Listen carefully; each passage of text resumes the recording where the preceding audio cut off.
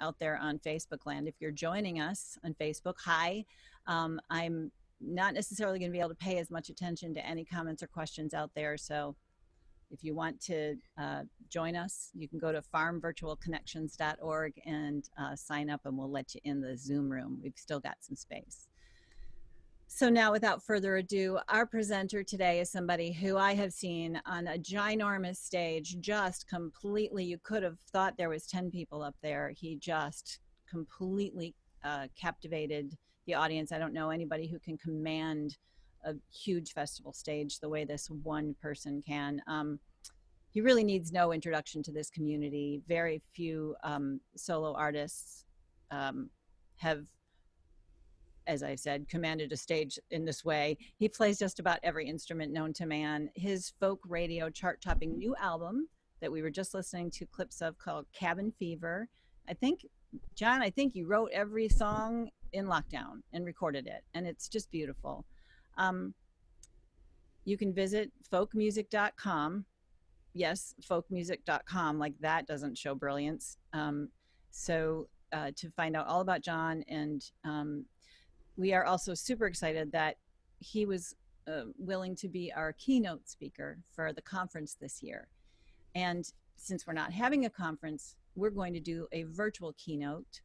So this is the first of 2 times you're going to get to enjoy John through Farms Virtual Connections. And so that's on October 24th. Today, we're getting his wonderful workshop called The Long Haul. And I am going to stop talking now and turn the mic to the much more eloquent and wonderful John McCutcheon.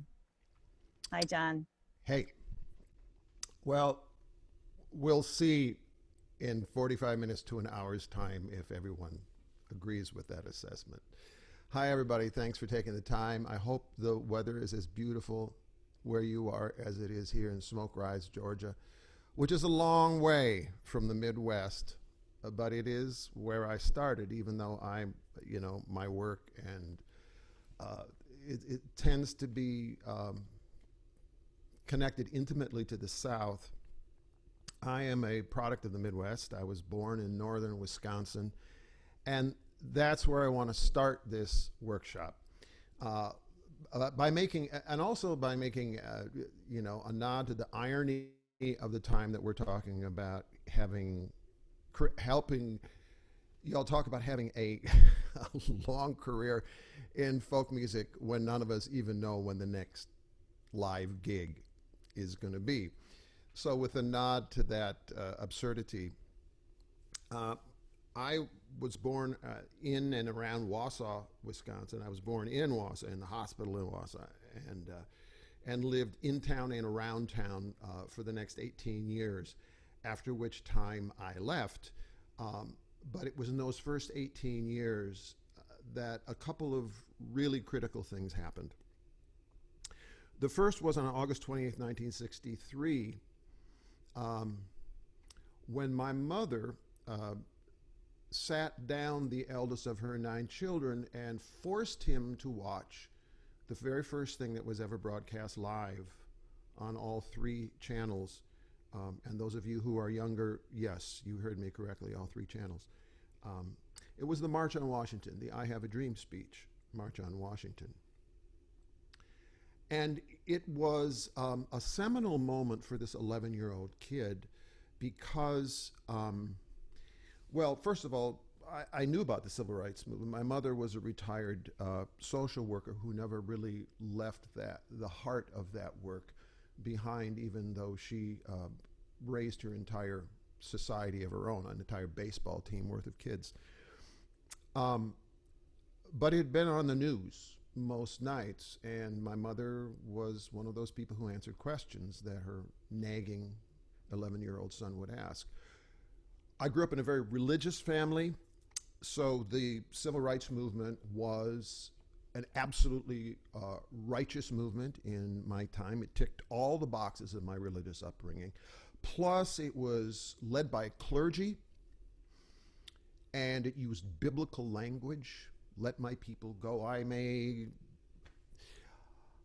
have been to the mountaintop. I may not get there with you. It was all Old Testament stuff, and then to top it all off, the music was largely repurposed hymns, which had a kind of gravitas and a kind of power in people's lives, and all you had to do was rely on a pronoun change from, I'll be all right someday to we shall overcome.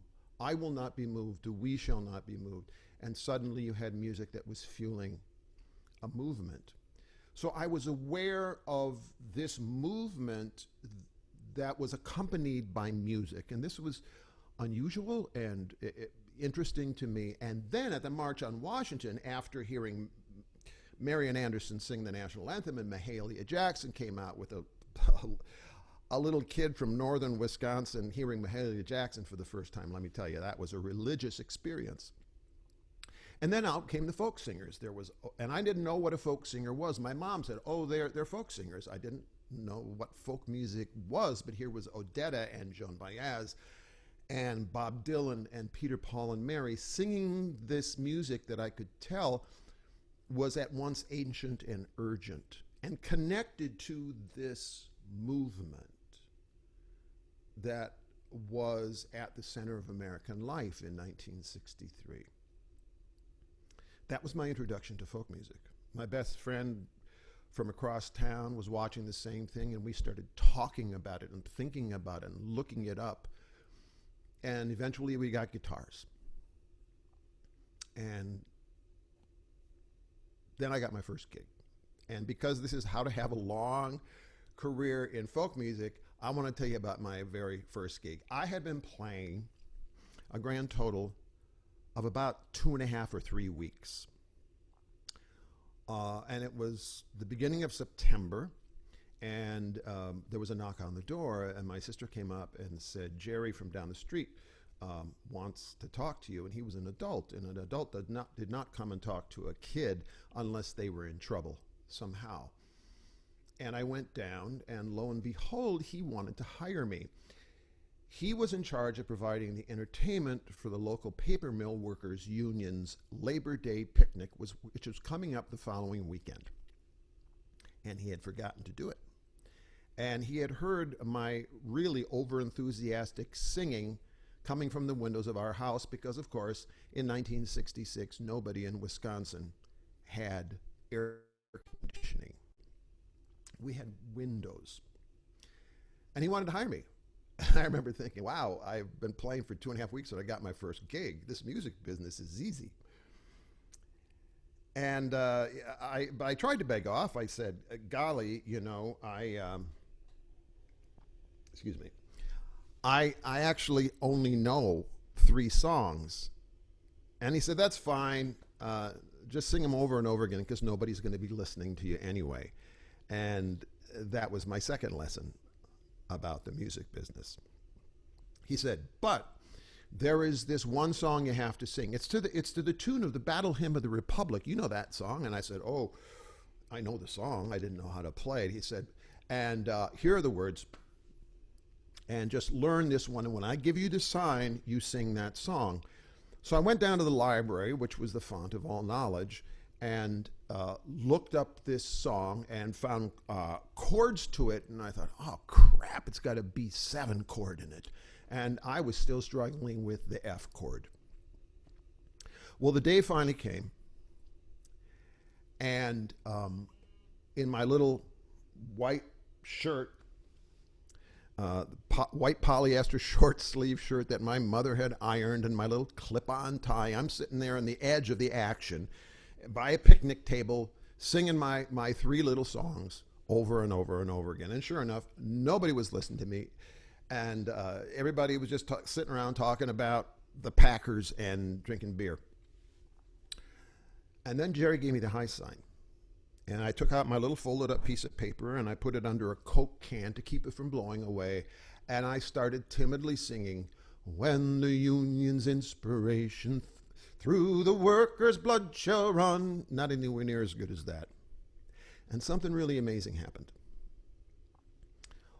All these men, and they were virtually all men, stopped what they were doing. And I knew these guys. They were the fathers and brothers and uncles of my pals. Virtually every adult male I knew worked in one of the 5 paper mills around Wausau. And they stood up and they did the most unmanly and yet most masculine thing I think I'd ever seen up to that point. They grabbed the hand of the man next to them and they raised their arms and they started singing. Now, I knew these guys. I went to church with these guys and they didn't sing even in church, but they were singing with a kind of gusto that was just astonishing to me. And I thought to myself, I need to learn what this is about. So it's a little bit prophetic to my career that the first gig I ever got, I got paid $25, by the way, which I'm sure was overscale, was playing for a union picnic and having the rest of my life illuminated by wondering, well, what is this about?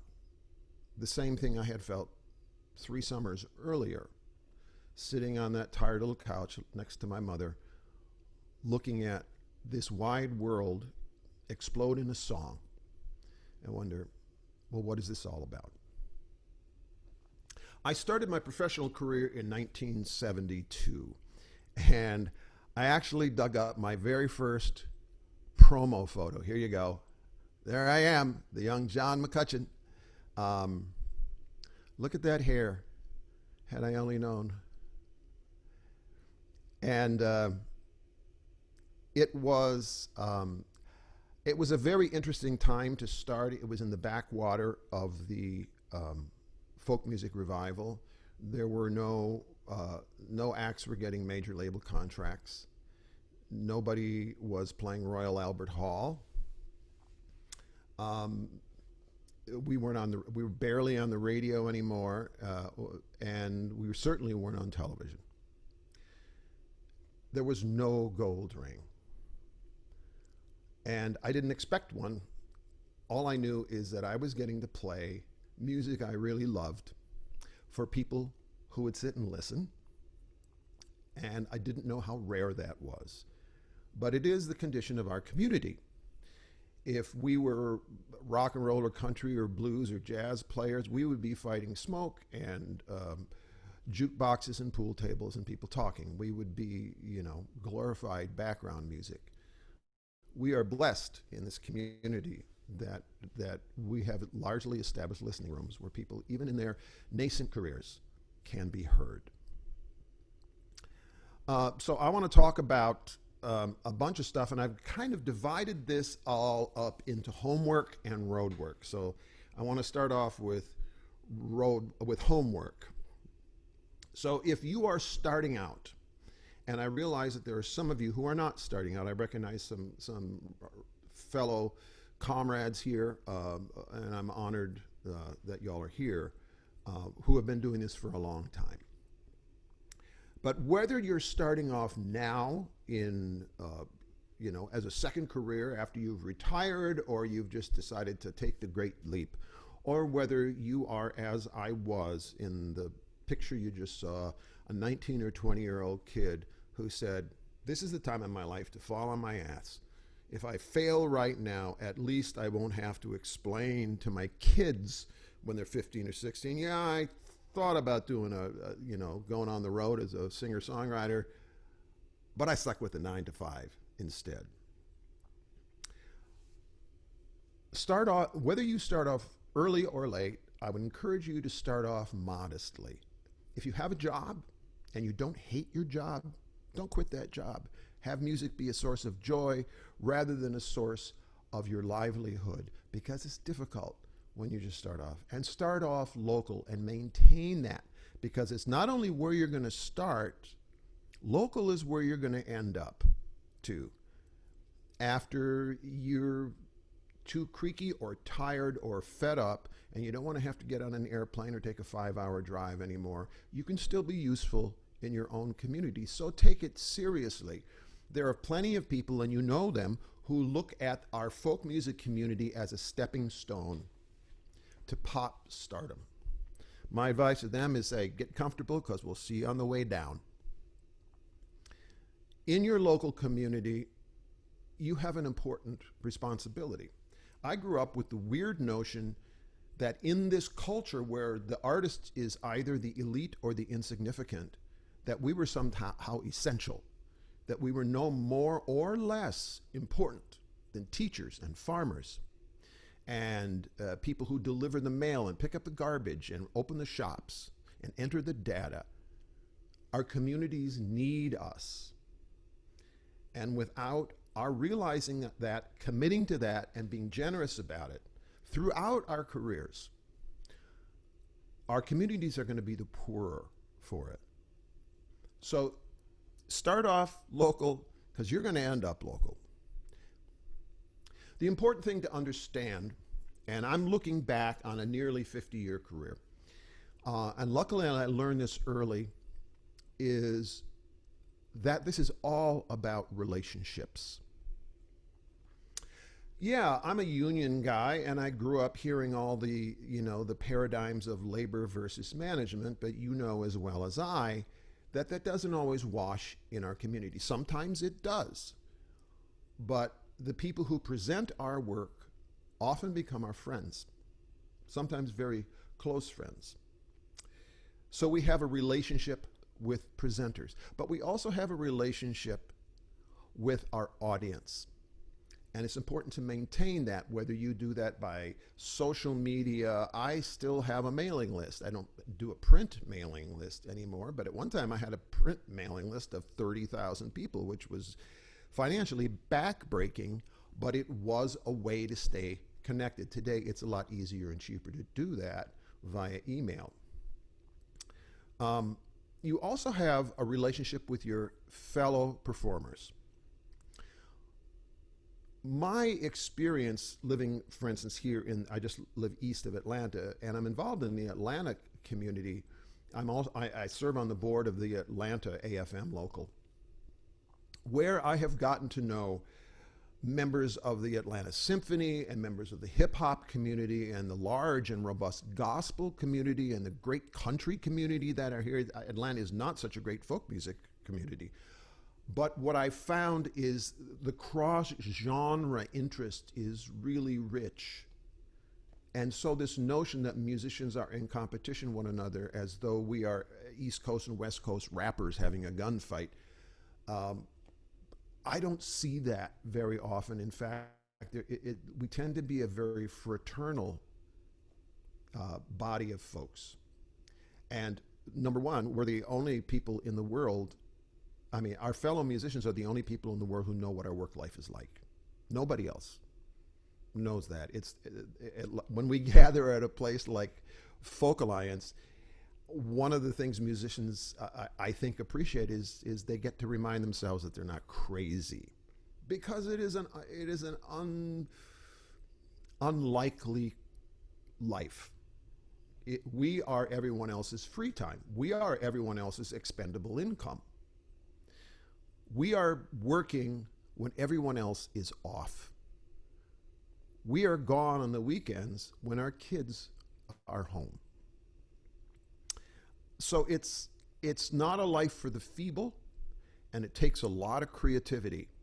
And it's all about relationships. And the most operative relationship in all this is with your family. And if you want to have a long career in folk music, I cannot stress enough how keeping that relationship paramount is the thing that needs to be in the front of your mind. It's the lens through which we make our every decision. And how do you maintain relationships? Well, one of the things is by being honest. And I don't just mean telling the truth. I mean keeping your promises. Keeping your promises to your peers, keeping your promises to your employers, and especially keeping promises to your family. If you promise, we're going to go on this vacation, and you get offered a gig, and you say, well, I'm going to take the gig. Trust is easy to lose and difficult to regain. And when no one wants to hire you anymore, or when you cannot make enough money being on the road anymore, or even when you come back from the tour, it's to your family and your relationship there. How honest are you with them? Do you keep your promises to them? Another part of being honest is being fair. And I'll give you an example. I get called a lot by organizations where someone from their organization has been at another concert that has been really successful, and they come back to this organization and say, well, we should get John to come and do a benefit for our organization. And they will call up my agent, Mike Green, and they'll say, oh, what does John charge for this? And he'll say he gets X number of dollars for doing a show. And it's, as you all know, it's the, you aim high. It's the big, in most such of these conversations, it's the beginning of a discussion. For people who have never done this before, that's the answer. And they'll go, okay. And when he starts sort of prying into their organization and what their plans are and what their mailing list is and what their, where they are, and it becomes clear to him that this is not going to be a successful concert. Now, he and I could walk away with the check that they agreed to pay. But the first check is not the one you're looking for. The second check is the one you're looking for. The one that indicates that the first experience was successful artistically, financially, professionally, personally, that they want to do it again. So the second check is what you're looking for. And Mike will say to them, you're going to lose money. This isn't going to be successful. Tell you what, how about if we do it for this? And that's being fair. That's looking down the long road, seeing your career not as a glass of water, but as a well. And there's a lot of future in it. And you have to believe in that. How do you build relationships? By being dependable. And for the purposes of this workshop, I will say being artistically dependable, that someone can, when they're hiring you, no matter who they are, they know that you are going to give 100%. You are going to be there. You're going to do a great show, because that's the bottom line. And that's why they're hiring you. And you're going to be dependable professionally. And what I mean by that is you're going to show up on time. You're going to comport yourself in a way that doesn't let the audience know that you had a crappy sound check, that the promoter is pissed because only half the number of people that she or he thought were going to come, and for all kinds of reasons, they were short and you had a spat, or the audience doesn't know, should never know. You just had a fight with your spouse, or that there's not enough people to make the nut tonight. Being professional is leaving all that backstage and going out, and in turn being artistically dependable. And finally, being personally dependable. No one survives in this business without being flexible. You've all been there. I mean, you get there and, they said they were going to have 4 monitors and they only have 2. Or the dressing room, it's that broom closet over there. Or, the sound company was late coming in and we had to hold people out in the lobby while we were, you learn to be flexible. But you also have to learn to be firm. And I believe this for 2 reasons, not only because accountability goes both ways, but also because this is not just your gig. You're part of a community of musicians, and this is all about your relationship with your peers. If somebody says, well, I didn't sell enough tickets, so I'm only going to pay you half, if they can do it to you, they can do it to the next joker that comes along. This is not just your gig. If people are treating you well or treating you unfairly, you should know that you're not the only dog in the kennel. Everybody's going to be treated that way. Again, have the long view that this is not just about you. It's not just this gig. It's not just this phone call. It's not just this check.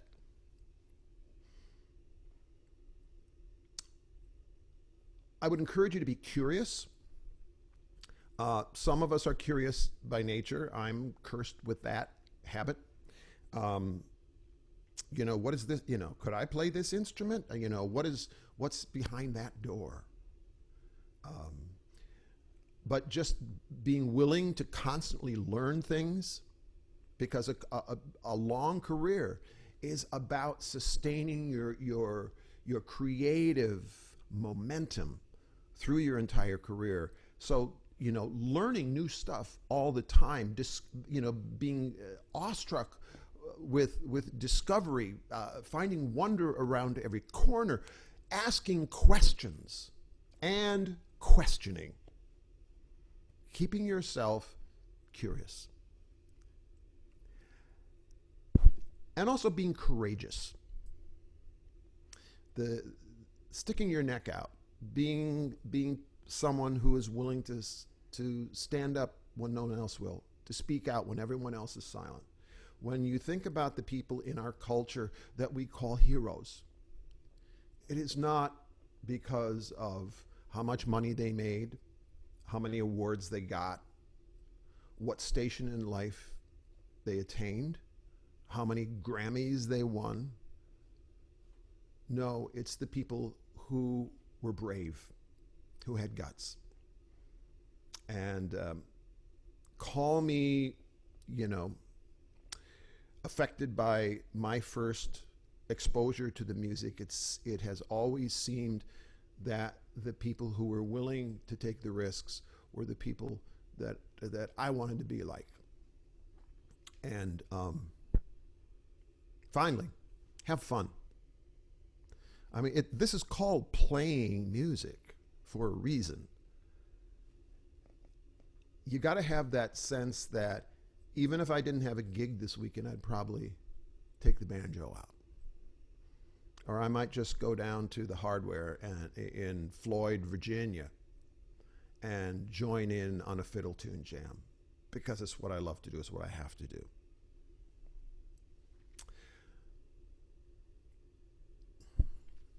Second thing I want to talk about is about sustaining, saving your own life. And that is essentially remembering who you are, because you're going to have some bumps along the road. Everybody does, no matter what their trade is. Remember who you are, because you are only 2 consecutive bad gigs away from self-doubt. Here's another night where only 15 or 20 people showed up. It was a door gig. I'm only making this amount of money. I'm not selling any merch. Dig a little deeper. Nobody likes me. Maybe this is the end. I didn't even make enough money to pay for my hotel room tonight. And I want to make myself feel better somehow. So yeah, I'll have one more drink. Or yeah, I'll take that joint. Yeah, I'll do that line. Oh yeah, I'll go home with you. And it's a downward spiral. But if you know who you are, and you know you're only 2 bad gigs away from self-doubt, you can combat that, because you have to if you're going to survive, personally, professionally, artistically, and at home. This is not a trade for this is not a life. This trade is not a life for addicts. It's too seductive. This is not a life for people who do not travel well. If you can't sleep in anything but your own bed,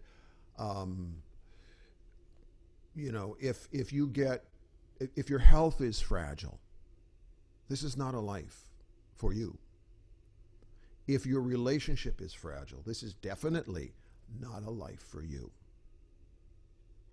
If you need the kind of regular affirmation that comes from this life. And I cannot think of another job in which you get affirmed every 5 minutes. You know, put something in the comment thing, which I won't read, but Annie will, and we'll talk about it later. I can't think of another job in which you get affirmed by a group of strangers regularly for doing the simplest stuff. And you have to get over that. Yes, if you are like me, if you were an introvert who, who felt, didn't really have a lot of friends when he was young, all of a sudden you find this outlet and it's, wow, people like me, like your friends on Facebook. It's just as genuine. So when I've been doing workshops with younger performers, the thing I always tell them is if you don't know how to get a standing ovation, you shouldn't be in the trade. And if you need a standing ovation, you shouldn't be in the trade, because it's poisonous. It fools you, and you start fooling yourself then. So if any of these things apply to you, get help, get treatment, get right, or get a different job. This is not the life for someone who is not aware of who they are. And if it will be a short career. But today we're talking about how to have a long career. One of my great mantras has always been think backwards. I mean, you do it when you do a show, right? You think, okay, I've got, if you're doing 2 sets, I'm essentially doing a 2-act play here. Those of you who are old enough that you put out LPs or even cassettes, remember you had edges that you had to plan. What's the first cut? What's the last cut that makes everybody want to turn the LP over? And then the first cut on the second side needs to engage people again. And the last cut on side B needs to be a definitive statement. So you do think backwards when you're doing a show. What is the emotional arc of this show? This is not just a random collection of songs. It has the possibility of so much more. So you're used to thinking backwards. So I would first of all suggest that you have a plan. You make a plan. And this plan needs to be 3 to 5 years in length. And you need to be thinking about what your financial goals and needs are for that amount of time. And what's going to happen in that time? I mean, you're going to say, okay, I want to start establishing a market in Europe. Or I want to explore the West Coast because I don't know it that well. And I know from reading John McCutcheon's newsletter, there's lots of gigs out there. And what are my recording goals? Am I going to do 1 record, 2 records, 5 records in the next 5 years? And how does that affect what you tour around in those? Now, we all know that the old model of I'm on tour to promote this record has never really worked that well in this community. We end up, road testing songs for a year or 2 and then finally put them out on an album. We're not like Bruce Springsteen, who just debuts an entire new album worth of songs and then goes out and sings those songs in concerts for the purposes of driving people to buy the recordings. That doesn't even work for Springsteen anymore because CD sales fell off the cliff about 15 years ago. And the ascendant delivery system tends to be streaming, and hell, Taylor Swift isn't making money off of streaming. It's larceny. That's another workshop. So what are your recording goals during this period of time? And something that I really want to emphasize is, what are your time off plans during this time? We're all musicians. If you think about sheet music, written music, Notes and rests have equal values. Beethoven's Fifth Symphony, bum, bum, bum, bum, the first beat of that iconic symphony is a rest. You have to plan out your time off as carefully and as faithfully as you do your time on the road. And ignoring that, well, then you go back to relationships, dependability, keeping your word. So plan your work and then work your plan. I know it sounds like a Tony Robbins bumper sticker, but it's an important thing to remember. You know, here's what you want to accomplish in the next 5 years, and have real doable goals. Don't be Pollyannish about it, and don't be all woo-woo about it. You got to have specific goals and then strategize to how you are going to meet those goals, and it will make your life and the attaining of those goals much easier. We live in this world where we're regularly planning ourselves 6 to 12 months out. We're under the heading of thinking backwards, remember? Because even though you're thinking 3 to 5 years ahead, that's the goal. It's like writing a song that ends with a punchline. You know where you want to be, so you write everything up to that punchline. You have to strategize and plan and execute. And you do that on a daily basis. You get a call, and it's not for a gig next week. It's for a gig 6 months from now. It's a gig a year from now. You're hearing from the Vancouver Folk Festival or Clearwater or the Winfield Festival, and they're talking about 9, 12, maybe 18 months out. And one of the things that I'm proud to say, working with the mother of my children, whom I was married to at the time, that we were good at, was talking all this over. Okay, I'm being offered this tour of, Britain a year from now.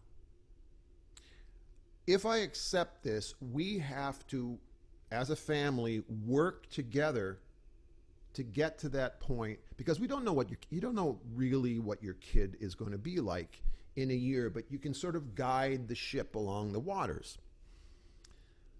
So you're constantly asking yourself, where's my family going to be? What are my kids going to be in X number of months? Where will my friends be? Because your relationship with your pals is really important. Because if you don't pay attention to that, they're going to get used to the fact that most of the time when they're planning a party or a camping trip or a trip to the ballpark or whatever, that you can't go. And eventually they stop asking you, and eventually those relationships fall apart. So those relationships are important to you personally, and you need to be able to, consider those when you're thinking, okay, I'm doing this tour. What is this going to mean for my friendship? What will this job be like? What will this trade be like in 6 to 12 months? Is this really going to happen? Do I have a feeling that this feels a little shaky to me? And where will I be then? And using all those questions can really help you navigate that period of time between now and the occurrence of what it is you're considering doing. An example would be, let's say you have a 2-week tour coming up and you're working 4 or 5 nights a week. You have to prep and travel and plan and party for the final gig of the tour. Because if you blow it out tonight and you show up hungover, sleep deprived, succumbing to sickness or a cold or whatever the following day, you're penalizing the people of that gig so that you could have a good time the night before. This is your job. And this is a job, and again, it's not just your gig. How many times have each of you had someone come up to you after a gig say, boy, I didn't think I liked folk music. You did a great service. You opened up someone's mind, changed their mind, it's apparently, about a kind of music that they had sort of just written off as whatever they've written it off for. Similarly, you could fuck it up for everybody that comes after you. And most importantly, you are shortchanging the people later on in the tour. You need to plan, travel, prep, and party for the last gig on the tour, because this is not a sprint. This is a marathon. And you have to train for it in that way. My California tour every year in January is usually preceded by almost a month off, unless I have a holiday show that I'm touring around. As most of you know, after the first week of December, boom, forget it. You're not really going to get much work unless it's holiday related. And most years I don't have that. So I will have almost a month off before this intense tour.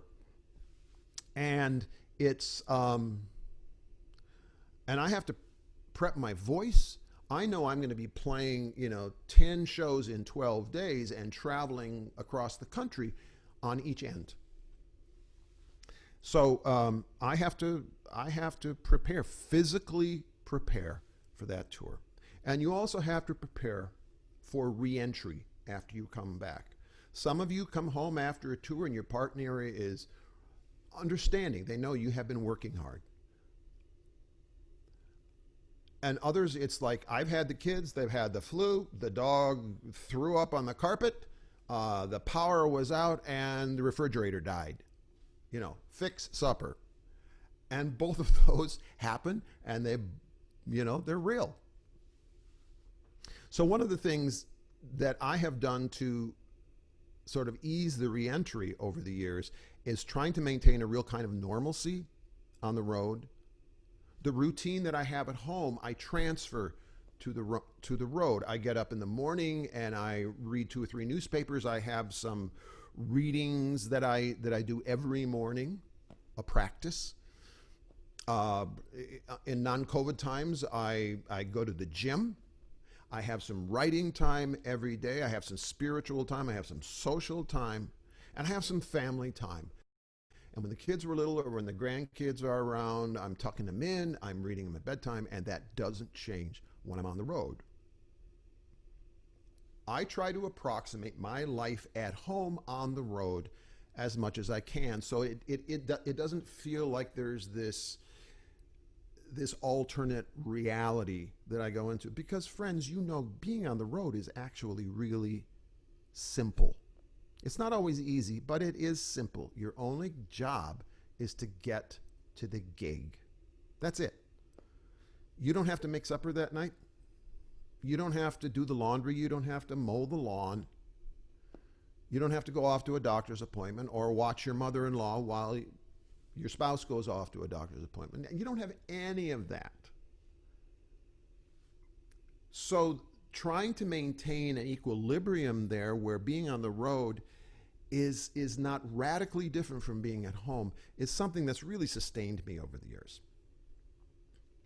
There's some things you really need to learn.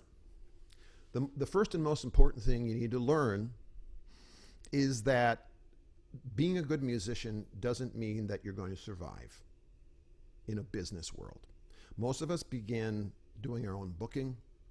All the things that if we get more successful, can hire other people for, we have to learn how to do from the beginning. So the bottom line is you really got to get organized.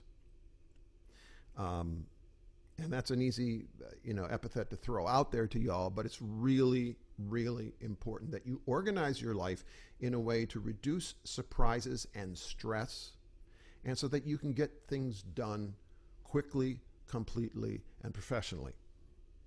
Your finances, for instance. You really need to be on top of your finances or hire someone who can do that for you. And it means being absolutely honest and being accurate and up to date.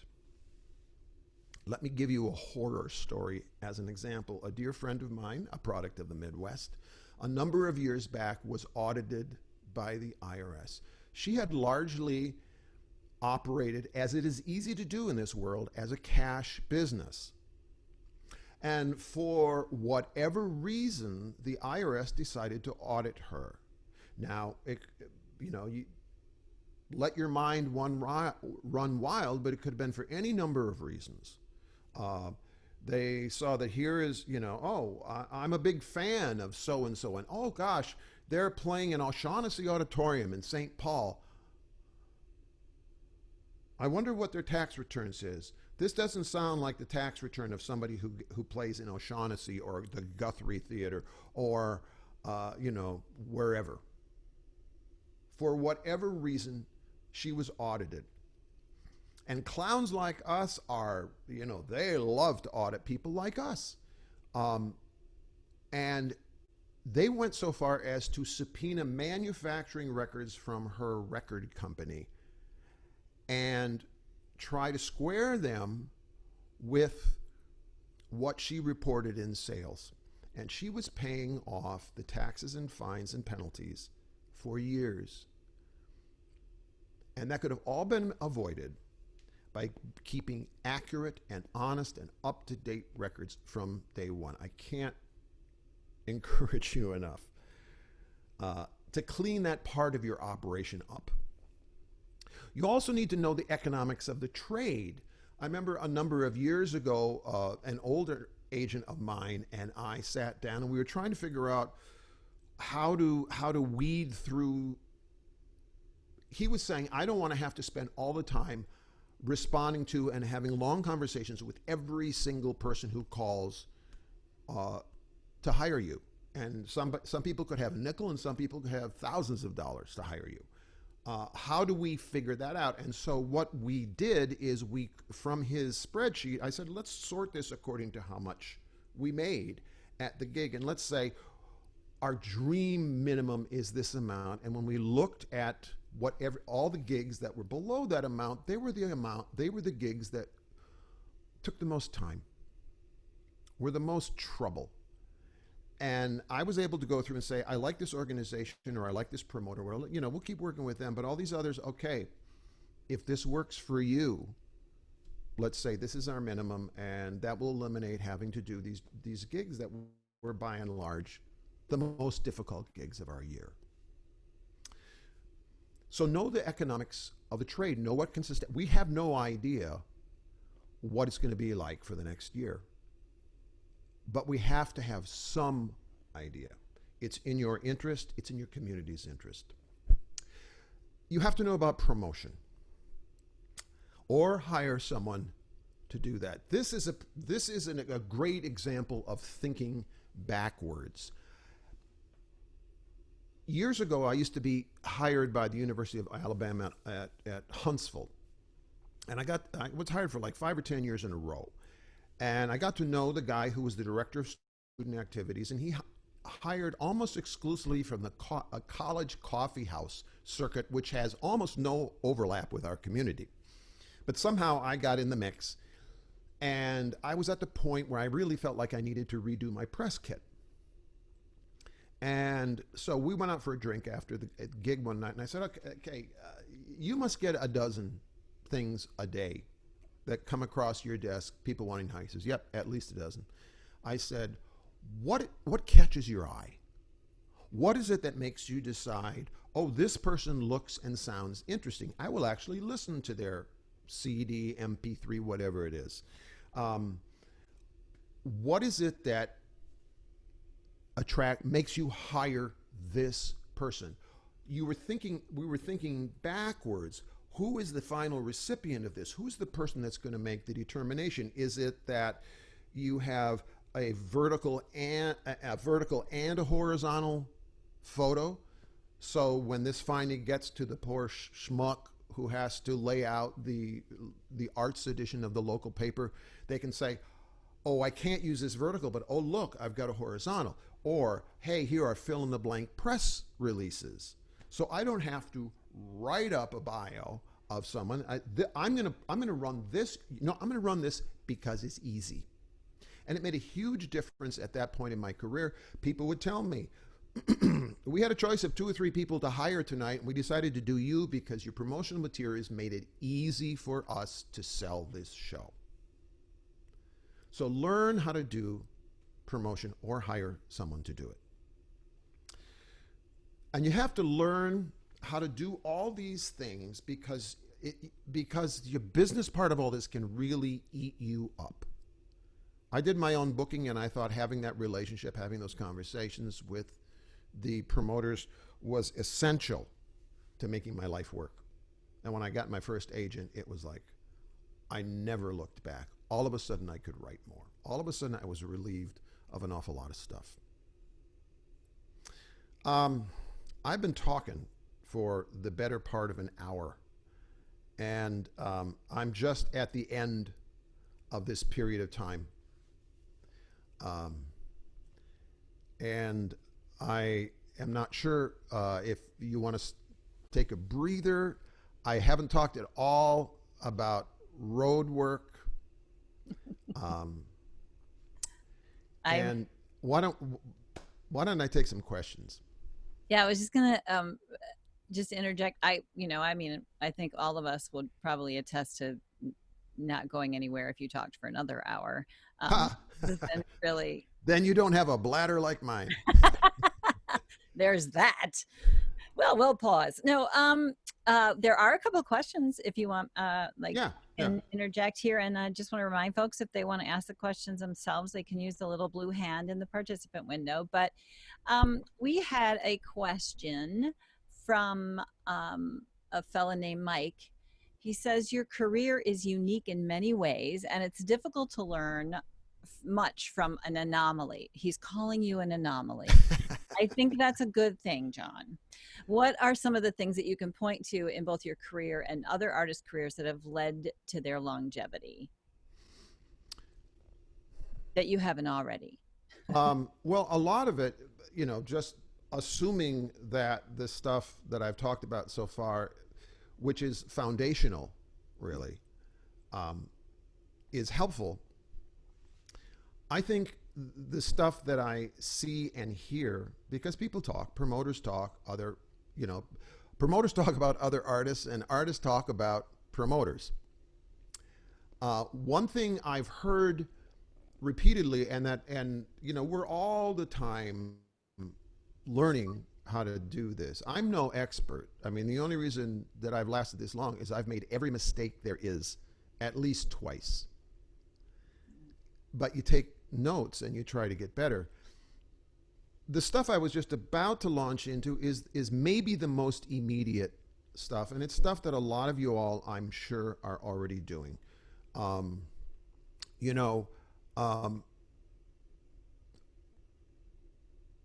Show up on time. Do the homework before you get there. What town are you in? What's unique about this town? I start doing homework when I arrive, and as all of you know, the gig starts the minute you walk in the door, not when the curtain is drawn.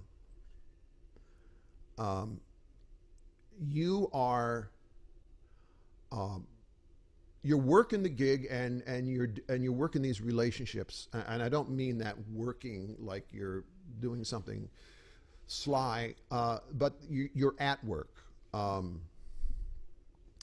You need to meet the promoter. You need to meet the people who are often volunteers, who are doing sound, lights, stage work, selling your merch. If you show your appreciation of their work, if you simply acknowledge their work, I'm just shocked how many times a sound person will come up to me after a gig and say, that's the first time anyone has ever said thank you from stage for the sound. And I think, who are their mothers? This is pretty normal stuff. One really important thing I did back in the 1980s is I got a laptop computer and a database, though a spreadsheet would work too. And I have kept track of every single set I have done anywhere, whether it be on a festival stage, at the Arc, in a school auditorium, because you only have one chance not to repeat the same show by purpose or by accident. And so I want to know, what have I done?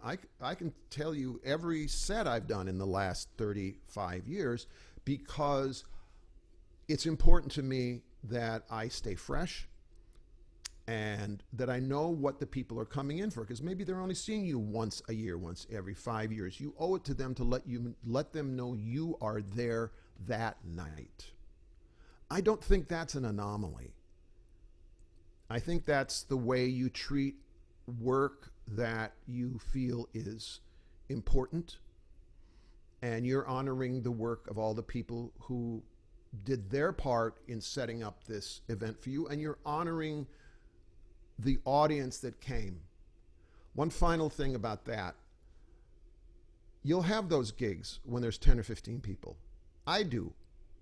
Everybody does. And it's really easy to be disappointed, to treat it as a throwaway gig. But by God, those 10 people are your core audience. They're your most loyal people, because they showed up when nobody else did. You're in Carnegie Hall with a full house that night. And if you respond and are professionally and artistically dependable in that way, and you don't let yourself get in the way of being a good worker, then I think you can. I mean, there's lots more, but those are kind of some high points.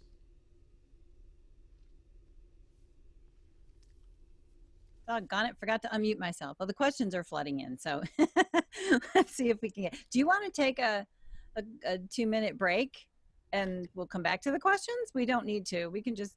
I was more concerned about the bladder suggestion. No, I was.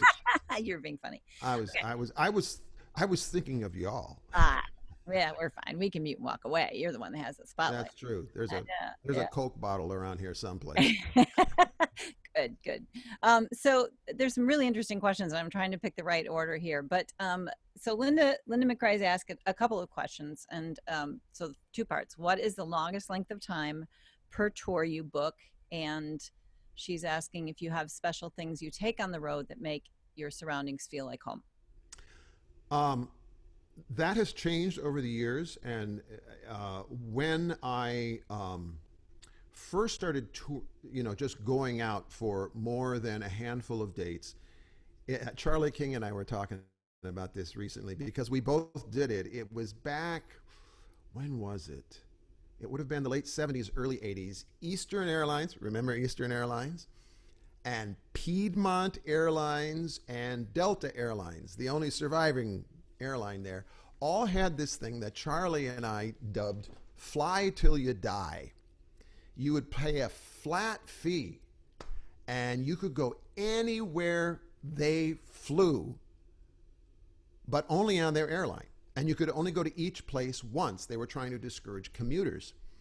So Charlie and I both used those, and it meant my brand new agent, George Balderos, who was just learning how to be an agent, could book me in Houston tonight and Seattle tomorrow and Omaha the next day and Minneapolis and then Tampa. And I was in my 20s and was like, sure, I can do that. I was so cheap back then.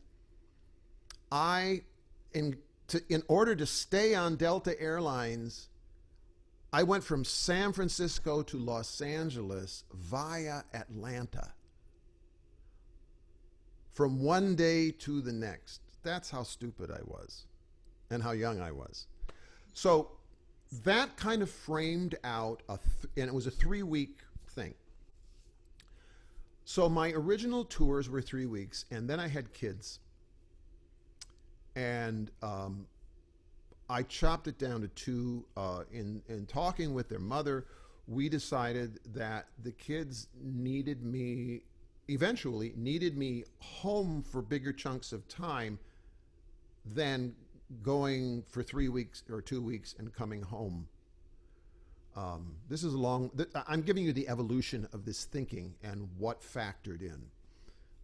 These days, I tend to go out only on weekends. I will fly out on a Friday, come back on a Monday.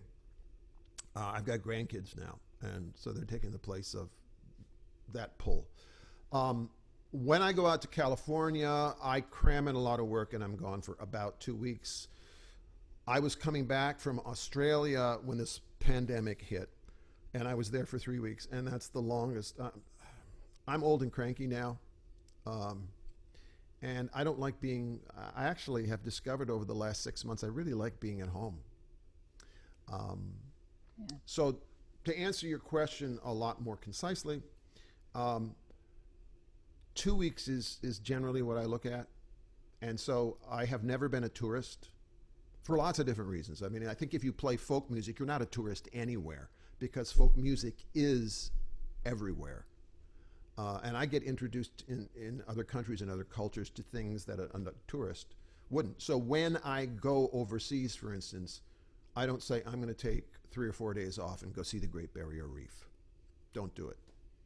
I've been to Australia 10 times. I've never been to the Great Barrier Reef because I'm jealous of my time at home.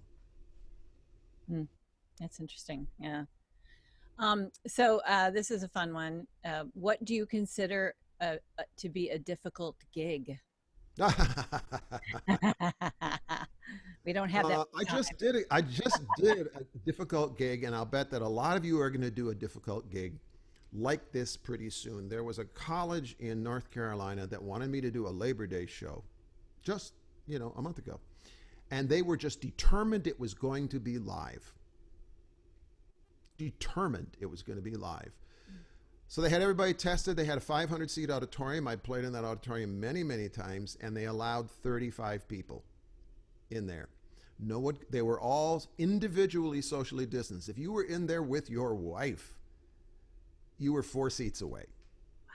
And so you were playing to 35 people in a 500-seat auditorium. Plus, they were streaming it to the rest of campus.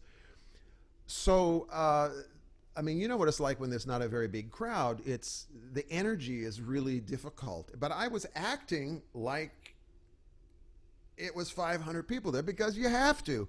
But it was, I decided right away, there's not going to be any sing-alongs tonight. Everybody's wearing masks, that wasn't going to happen.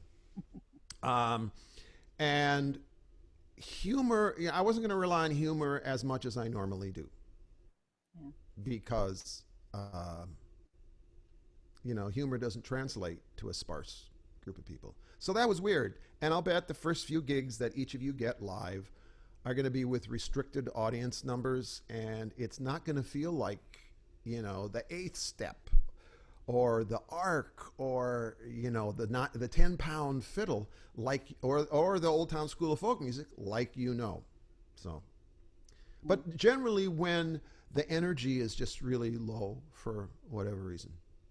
And if I haven't done my homework, if I've gotten there late, the plane is late, whatever, and I haven't done my homework, I did a school assembly in Front Royal, Virginia one time, and I was playing for 1,000 high school kids, and it was like nothing.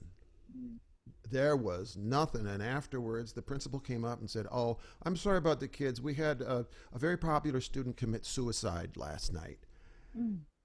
And had I known that, it could have been a very different show. But like we all have, I reached into the bottom of my bag of tricks to try to find a pulse for that audience, and it just seemed all the more inappropriate because of the situation. So yeah, that was a bad gig. You got to wonder if the promoter was thinking it would be bad to tell you that because it wouldn't want to affect your performance. Right? It was a school principal. It wasn't really a promoter. Yeah, right. This was. Wow. All right. Well, here's a question for you. Louise Baker, who is a booking agent, and hi, Louise, is asking, what is the key to your long and successful relationship you have with Mike Green? Well, it's mainly that Mike is really patient. Um, and he and I think about, I mean, when we had our very first discussion about working together, I knew, and he said, this is all about relationships. I thought, okay, then I'm not going to have to explain the decisions I make. I'm not going to have to, because we have, I present Mike with a really diverse palette of promoters. He will get on a given weekend, I will be playing for, a legitimate folk music promoter or society someplace, and then I'll be doing something for the United Food and Commercial Workers, annual convention, and the next day I'll be doing a church service or a group that is, a faith community that's presenting something, and those are really unusual bunch of presenters, and that's only the tip of the iceberg. So Mike is, Mike knows it's about relationships. It's about being fair. He was the agent I referred to who said, no, you can't afford that. Let's do it for half that price, and we'll make it successful. He understands that the second check is the important one, and plus, we're about the same age, and we like kind of the same slice of the folk music world. And he's also quite a good singer-songwriter. That he's kept that under wraps. Mm, sneaky. Good He's a to know, sneaky Mike. guy. Okay, so we've got a couple more questions. We're going to try and wrap up these questions in the next 5 minutes so we can make sure to get a song out of you before we hang up the Okay. phone on you today. But lots and lots of feedback about how fantastic this is and how inspiring you are, and lots of gratitude to John. And I'll forward that stuff to you in an email. This one, I feel like this one should be last. I'm going to place these in the right order. Quickly, just any thoughts about contracts? Diane's asking two questions. One is how to handle when the sound person is horrible, which I think everybody's be interested in your thoughts. Okay. One of the very first things I was going to talk about in the on the road thing is that you really have to learn about sound. When I was starting off, there was almost this moral question about, no, this is acoustic music, and just throw a mic up there. It doesn't matter how good you are if the audience can't hear that. So you really owe it to the audience, first and foremost, to be heard in a good way. Because I play for so many different kinds of promoters that have various levels of experience in how to present an event, and this includes even some folk music societies for whom this might be a larger event than they're used to putting out there. I have little by little over the years taken back the responsibility of the sound. I'm a guy, as most of you know, who was raised before Ritalin. So I carry about a half dozen different instruments on the road with me. And all of them sound really different. There's no way you can make a guitar and a banjo sound optimal to their respective instruments over a single microphone without making some adjustments in the sound. And especially when I started playing at festivals, like say, a festival where there's a big main stage, and let's face it, the guy or the woman who is doing sound at your local folk music club is not being hired to do the main stage sound. No, they're getting hired by, they're a big sound company that has never done acoustic music by and large, mostly does rock and roll, where the only things you mic are vocals, drums, and horns. They have no idea what a hammered dulcimer is supposed to sound like. They don't know what an auto harp is, or the only thing they know about the banjo is it's, supposed to sound loud, high, and tinny. So little by little, and if it was windy, all you heard was on any of the mics. So gradually I started experimenting over the years with putting pickups and so on. I pick up mic combinations in my instruments. I carry around a little, what is it called? It's a Boss VF1. It's a little half rack multi-effects unit that allows me to adjust the level, the EQ, and the effects. And I just switch from one channel to the other. And I have one feed, and I go out at the Winfield Festival or at the Arc Folk Festival, and when you have no time for sound checks, and say, set it flat and let it go. And I control everything from the stage. This and anybody can do this in a much, if you play one instrument, if you were traveling around, take your own vocal mic with you. Because you never know what you're going to get. If you sound really good on a Shure Beta 87, buy one of the damn things. Carry it with you. Plop it up there, say, because I know my voice sounds good. And when you want on this mic, and you want stuff to be consistent, the sound person is the most, I don't get why they do it. They're the first people in the hall. They're the last people out. They have to do the heaviest lifting. And the only time anybody ever notices the sound is when it's bad. There's a difference between the sound amplification and sound reinforcement. It basically ought to be invisible. When it's bad, it's one of those times of being flexible. It's one of those situations that led me to take back as much of the responsibility as I could possibly do. I bring extra cables. I bring extra batteries. I bring my own vocal mic.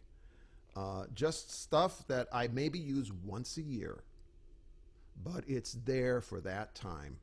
You just try to make contingencies. You try to not let the audience ever know. Yeah. And you don't have a shouting match with the sound person because they've got the controls. Yeah. You're going to lose. I was going to say, you better just be nice to the sound guy, no matter what. But yeah, John, that's amazing advice. I think all of that's great. We could do a workshop on that. I'm going to wrap this up with and it's sort of changing, like the elephant in the room, the idea of touring at the moment, obviously, in the time of COVID. And Shanna, and I'm sure a bunch of others are interested in hearing, about touring goals for the next year and like how, just in a nutshell, this is affecting you directly and how you're treating it with virtual shows and whatnot. Well, my agent, Mike Green, has another person on the roster, Carrie Newcomer, good Midwestern girl, who is a closet nerd.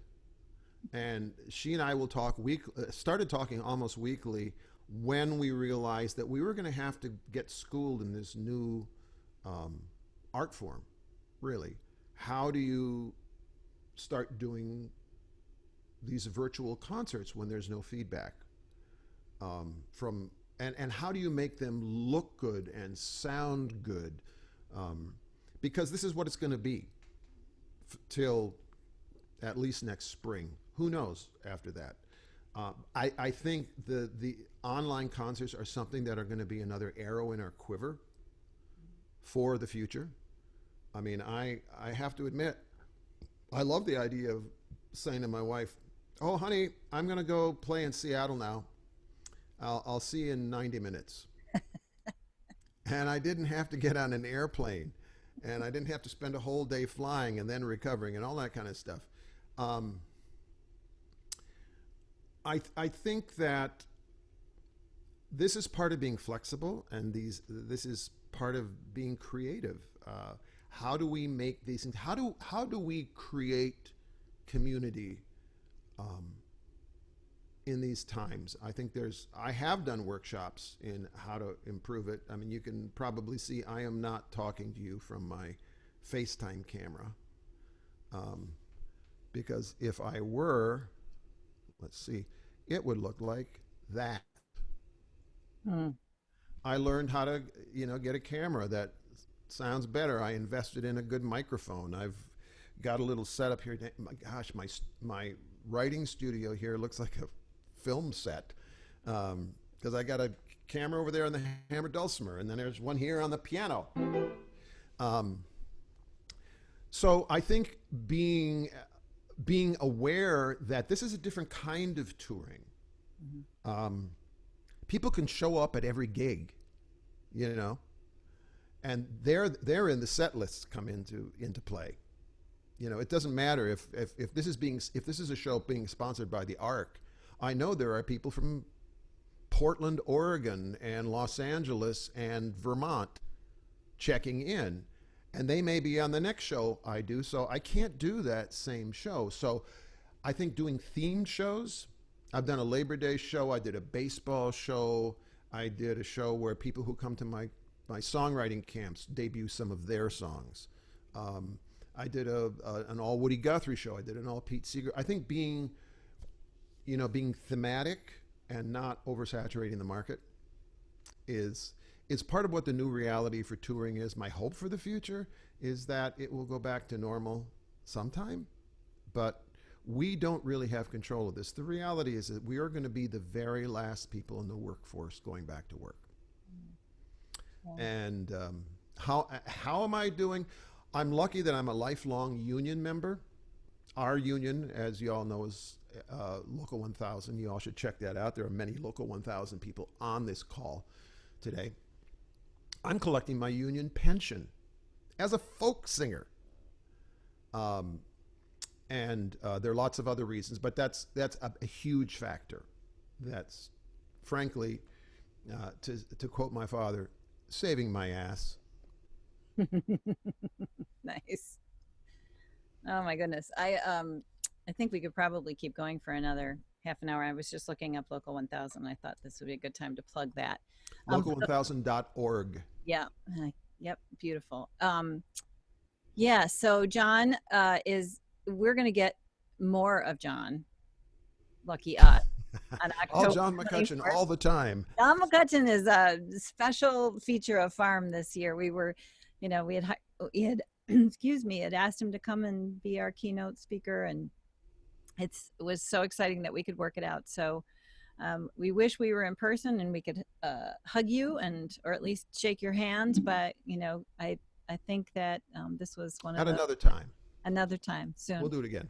Yes. And so make sure y'all block off October 24th, and we'll send more information on that. If you are not already on Farm's mailing list, I'm going to post that information in the chat. You may or may not be able to save the chat, but you can go to farmfolk.org and get a lot of information. John's links are also going in the chat. John, would you honor us with a song to close out our session here today? Yeah. We are I'd be so happy grateful for your time, so if you don't mind, just a little bit more.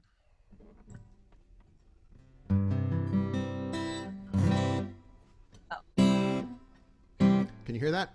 We can. Hang on, Mike wants to announce there's a concert on November 27th that we're going to announce too.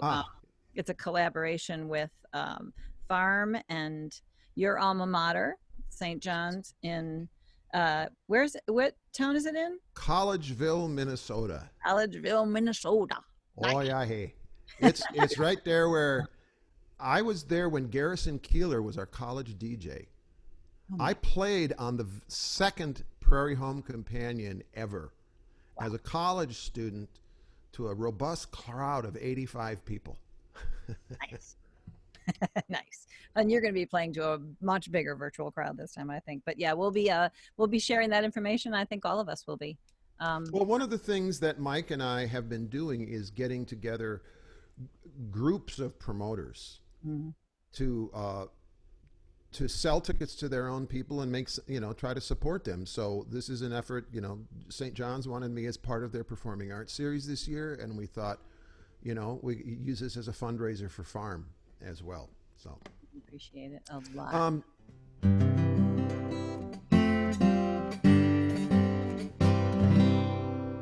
There's lots more I wish I would have had time to say, but this is. But I thought I would. This is a brand new song, written on I think what, Sunday, and I thought of it really takes me to the Midwest in this song. So I'm sorry, I'm not going to be looking at the camera because the words are. I'll put them as close to the camera as I can. It's called Out Here.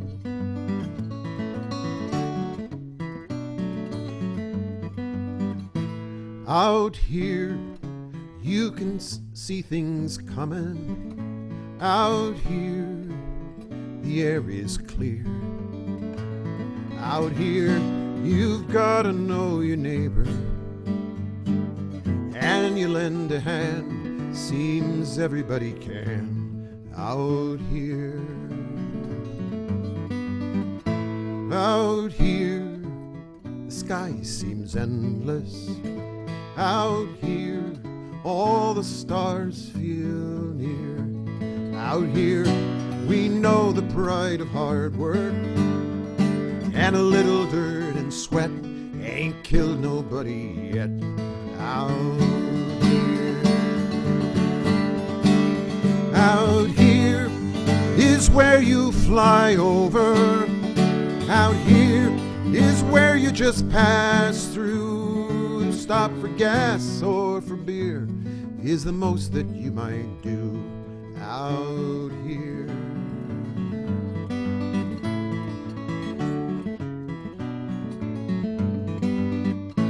Out here, we are not a destination. Out here, we've got no souvenirs.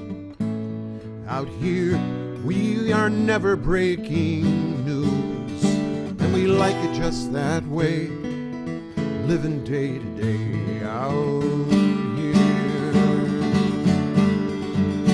Out here, it's a different country.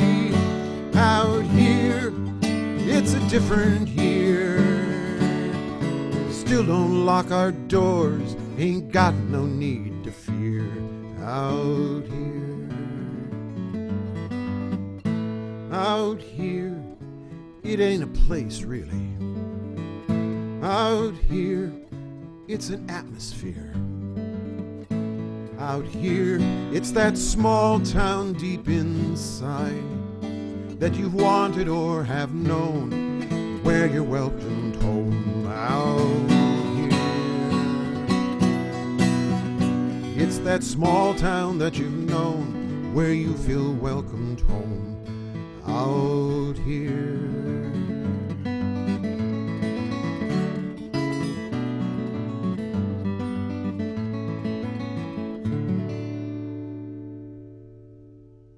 World premiere. There's your applause. Applause, applause. I would unmute everybody for this moment, but well, John, I feel like we didn't get, it sounds like you have a lot more to share, and so I'm thinking your keynote, and we'll have a Q&A, a little bit of Q&A after that as well, right? And yes, we will. You have just demonstrated that sound can be good on Zoom, so I'm really, really happy to hear that as well, because we are working on that, how to host a concert on Zoom. So thank you for doing that. You're a tremendous inspiration to all of us. Well, my career is a product of the dedication of lots of little folk societies and presenters who welcomed me, all the sofas I slept on, and I'm glad I don't have to anymore. And although, it's this is all an equilibrium of the audience, the presenters and presenting organizations, and the artists out there. And I think that we have all come to one another's aid during this time. I mean, the fact that we're still trying to create community and try to figure out how promoters can survive as well, because there won't be any work if there's no workplace. So it's, I'm living testimony to the fact that this community can be a nourishing and enriching place. So thank you all. Thank you so much, John. I feel like that was, I should shut up now because that was a perfect last word, but okay. Thank you all, everybody. We're going to do a big gallery view for our live streaming audience and for the recording, if you don't mind. So I'm going to flip it into gallery view on my side. Michael Stock. Say hi, everybody. Look at this. Unmute your video if you want to wave and give John a big, virtual applause from this side of things. Good to see you guys. Thank you so much, John. We really appreciate your time. We'll see you soon. We'll see you on October 24th. We're so grateful. Say bye, everybody. This is the awful abrupt ending. We'll see you very soon at farmvirtualconnections.org. Have a great, great afternoon and weekend. Bye, everyone.